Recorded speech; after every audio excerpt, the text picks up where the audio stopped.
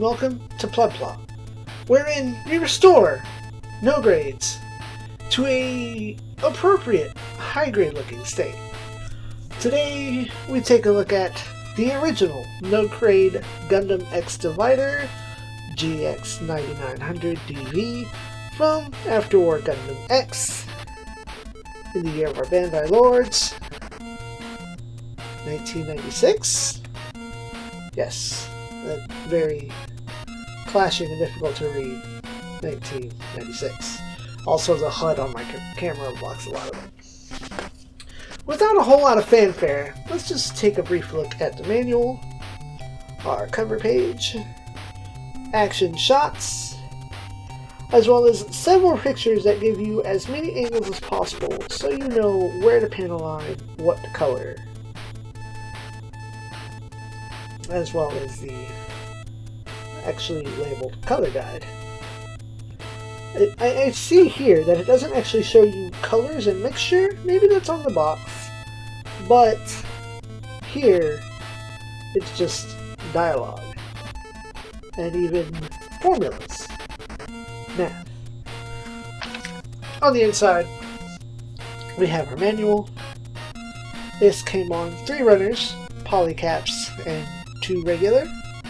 Assembly is very simple. It's a lot of sandwich parts with the arms, legs, elbow, torso, etc.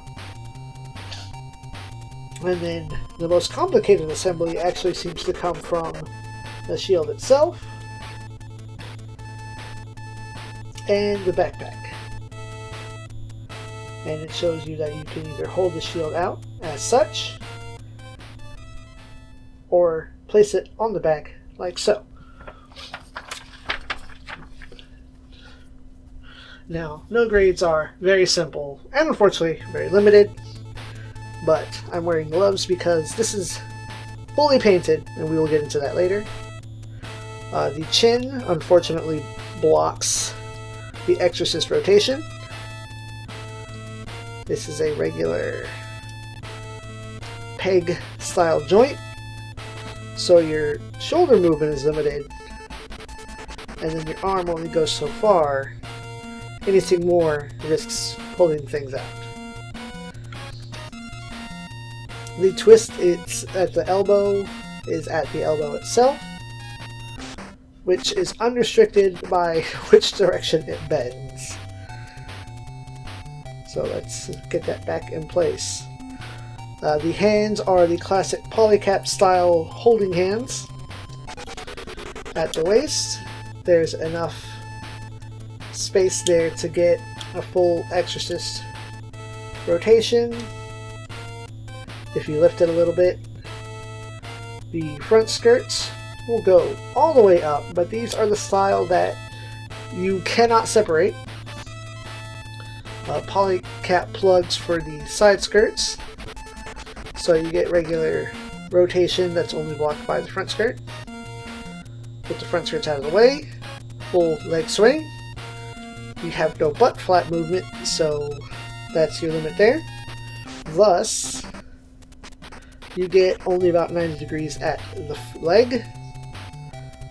And even though this is a ball and socket, it's limited by design. There's your back and forth, side to side, a little bit of wiggle room. Over here on the backpack, your handles are fixed in place, they do not come out. The backpack is simply attached via plug and polycap. There's the inside. Let me show you the inside of this while we're here. No need to detached. So you do get a little bit of adjustment and swing on the propellant tanks here, but not too much.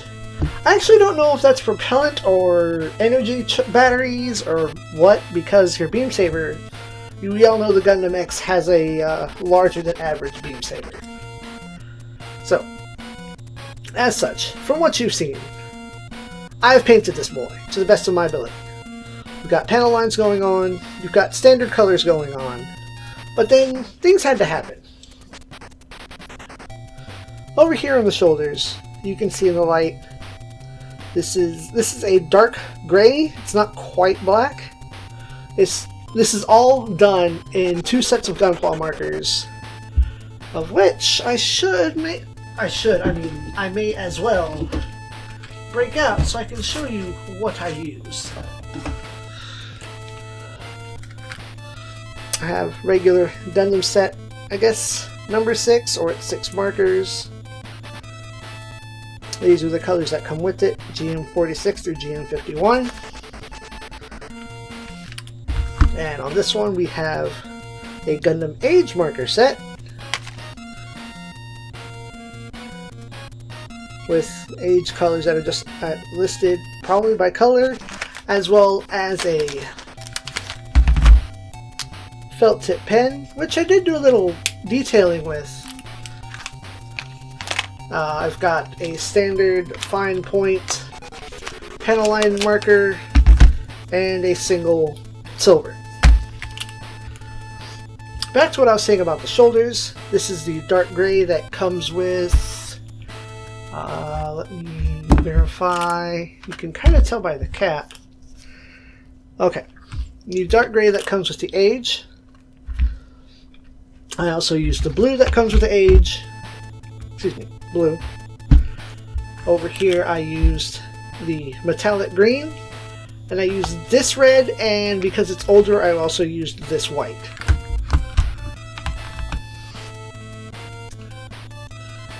So I keep going on tangents about the shoulder piece.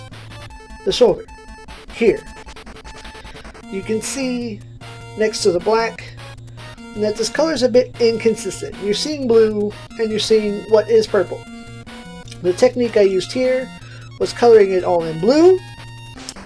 After it dried for a little bit, I went over it with the red, smeared across it with my thumb so that it spread across, and while that was still wet, went over again in the blue. This is what gets this purple color that is supposed to be a difference between what you see on the wrist and the side here and the top. There was no way I was going to be able to do that same technique along the side, so I just let it ride, because I had to have a blue that differentiated between up here and at the cuff. Otherwise it would have just been all the same blue.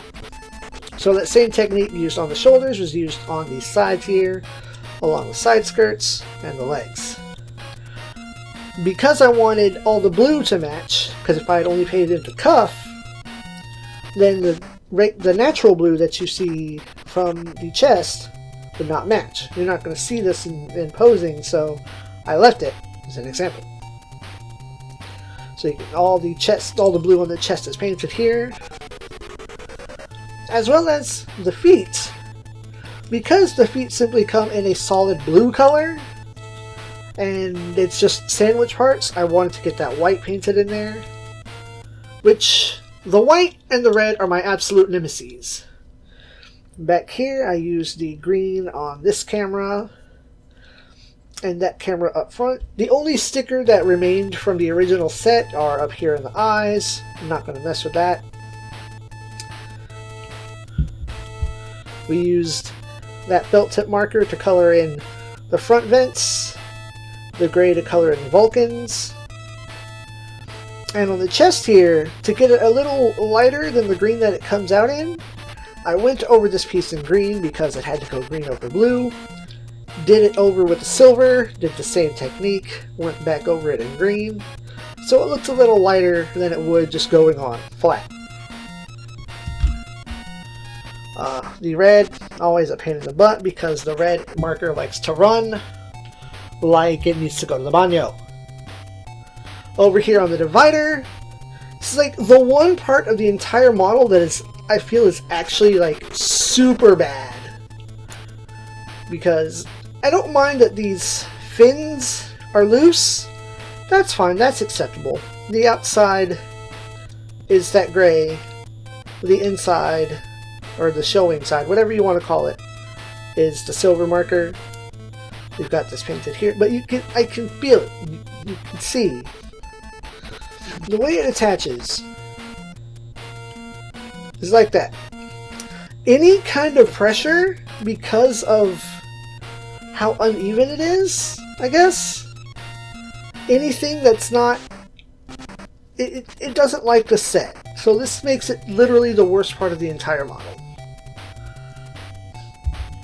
We have the backpack. You can see I colored most of the backpack black. I left this space white. Why are you not focused? What are you focusing on? Because this will plug in back here.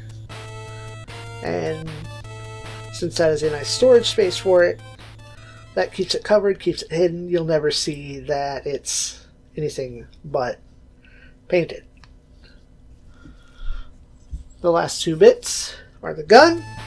Because of the polycap style hands, I left the handle unpainted so it will slide in and never ever damage the paint. Like so. You can barely see, but I did do the lenses up there in green. It's very difficult to see, alas. And this, the beam saber, while the incorrect Lego green color, this is the metallic green that comes with the other set down here. Matter of fact, since I've got it down here, I'm going to reach down and bring up the correct color and my regular Gundam X down here and try to get that action base plugged back together without any chaos. Small chaos. One moment. There it goes. Solved. Slide that back into place. So putting him all back together. Get a squeeze going on here. Get this backpack plugged back in. And if it weren't for the fact that every now and again I will pose it with the divider shield in hand, I would glue those pieces on there, but they require you to relocate them in order to form a shield. So I can't glue them in place, alas.